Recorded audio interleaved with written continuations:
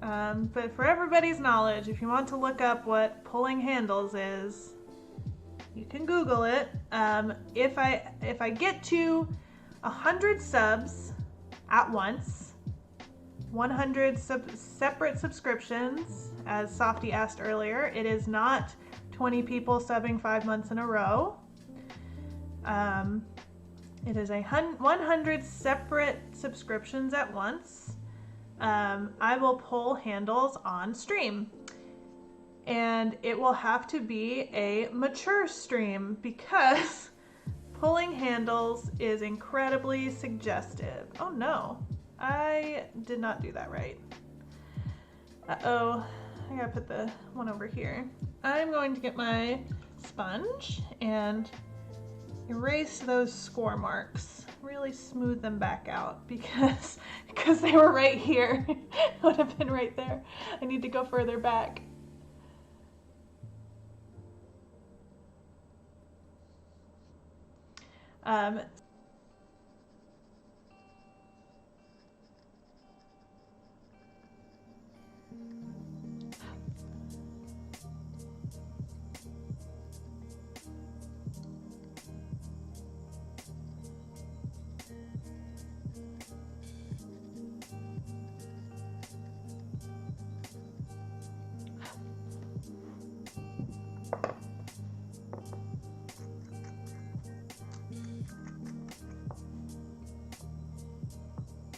This sponge looks like a delicious cookie. Why did I decide to start streaming?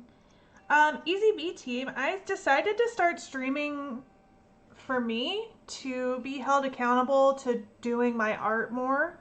I love doing my pottery and the art, but I would find myself having a massive fear of FOMO. Fear of missing out. I had massive FOMO when everybody was hanging out in Discord, playing games together, because it was like it is a solitary act, you know, just like throwing by myself, listening to music, hanging out. And as you can see, I mean, I've been streaming for almost 2.5 hours now.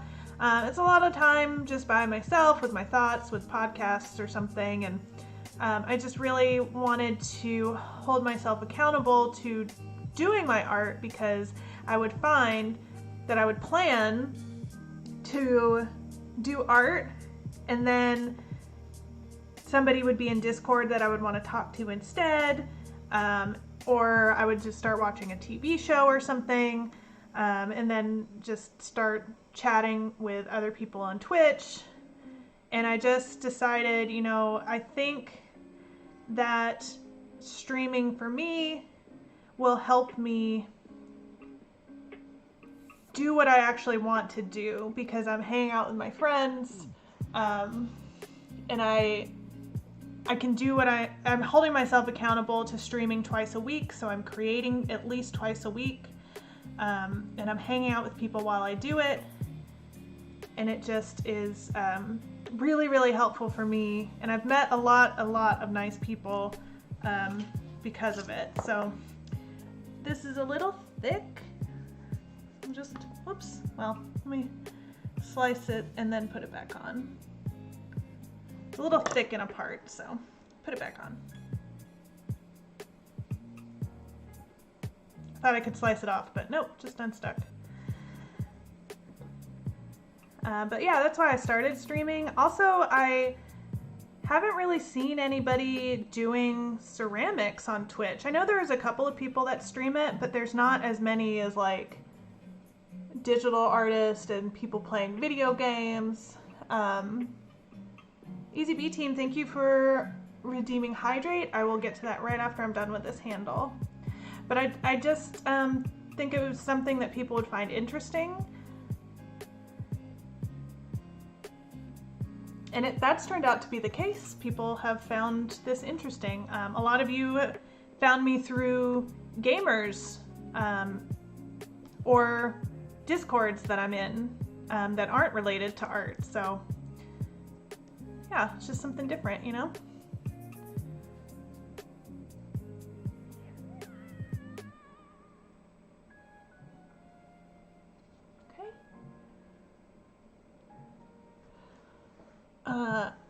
needed to fix where I scored this one right here. I just remembered to do that.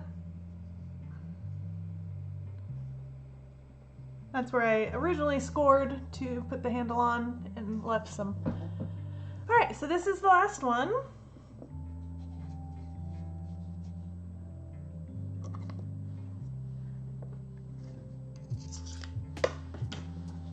Let me redeem that hydrate.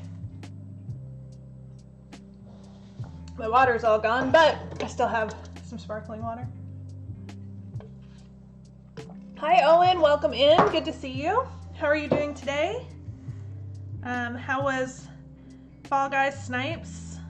Have you completed the Fall Guys challenge yet? I completed it last night. I never would have been able to complete it by myself, so huge thanks to everybody who stayed up with me to get that done. It's a hard challenge this time around, but just really wanted that pirate costume.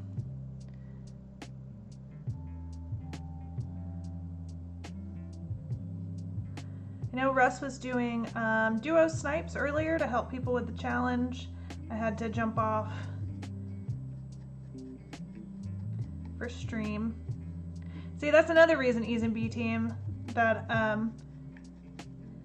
mean, it's still the same reason, but there's an example. Like Russ was doing snipes with Fall Guys, and I really was like, man, I should do that. But I have to stream. So instead of just playing video games for the rest of the night, I'm working on my art, right? And then I can go play video games after this.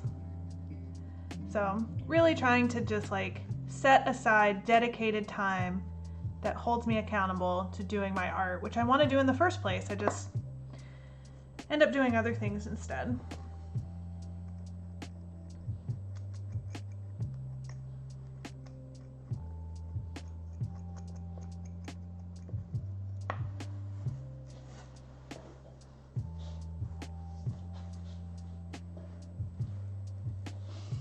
That was a really long-winded answer, but I hope that it was what you were looking for.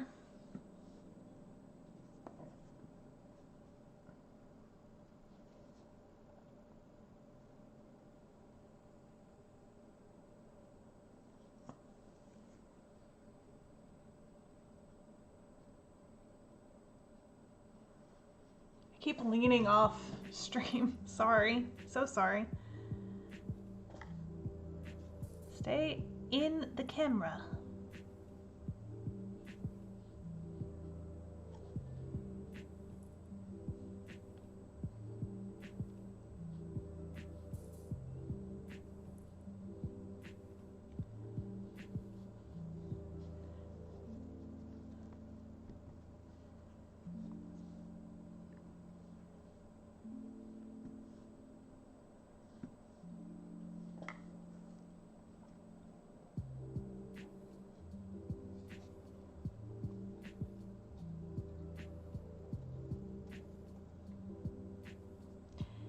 Yes, EZB team, this is the clay that felt like chocolate, like melted chocolate. It's way smoother than the other clay that I've used on stream, which is way grittier and has more grog in it. So I didn't have to burnish this while trimming because it's already very smooth and it will not get rough after firing. It will continue to stay smooth. And I know that not because I just know clay, but I've used this clay before, so I know how it behaves. If I get a new clay, I have to do some testing with it. All right.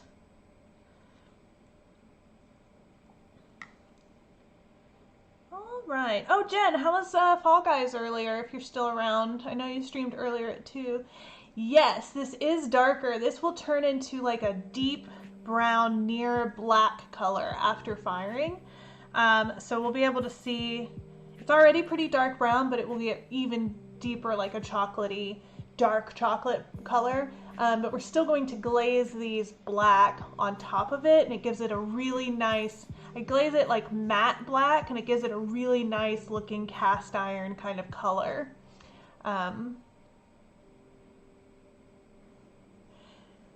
So those are the cauldrons. How do you decide what clay to use and or when to try new clay? There's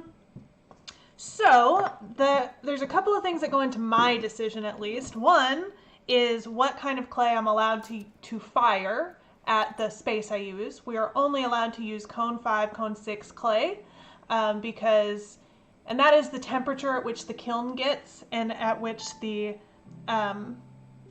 clay is completely fired and dry and brittle and all of that. So, or hard, not brittle, sorry. Completely opposite.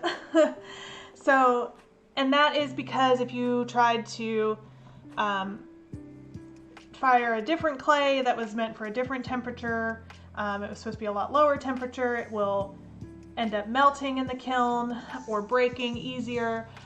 Or if it's supposed to be a higher firing temperature, then it won't be as strong as it should be and it may not actually even work. But so that's the first parameter, is I have to make sure that it will work in the kiln. And that's totally fair in a shared space. You want to make sure that people's pieces are going to come out consistent. So you just set this is what we fire at. Totally fair. If I had my own kiln, I would be testing all sorts of stuff. Second, I am in a couple of clay chats where people have talked about their experiences with clay, of different types, where they got it. There's 2 ceramic suppliers near me. A lot of it depends on what they have in stock, maybe what they have on sale.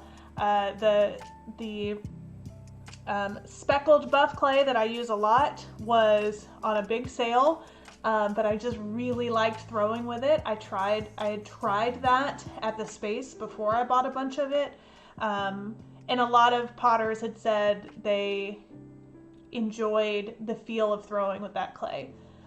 So there's kind of like reviews for clay. This I tried because I saw somebody's finished piece and it was like a beautiful black color of naked clay, and then they had just it was a mug and the bottom was naked clay, dark black, dark brown near black, and the top was glazed like blue and it was dripping. It was so pretty, so I asked what it was and they told me, and so I bought a bag. And then I decided to just I tried a couple mugs with it. They weren't really working out because it's thinner. It doesn't hold as tall a shape with me throwing it because it's a little bit more finicky. So I just said, oh, well, it's black. Let me see if I can throw some cauldrons with it. So really it's just kind of clay reviews, also what I'm allowed to use in the kiln, and then, what kind of effect am I looking for? Especially if I go into a ceramic shop, a supply studio, they have test tiles of all of the different clays and they show you, how they turn out after firing. And so you kind of go for like which effect you want to go for, that you're looking to achieve. So that's how I choose it. And sometimes people give you clay and they're like, I don't like this. And you're like, all right, well, free clay. So here are all the cauldrons we finished tonight. Thank you everybody for coming out and viewing, joining with me, talking to me. We did 5 cauldrons. They will need to dry completely and then be bisque fired.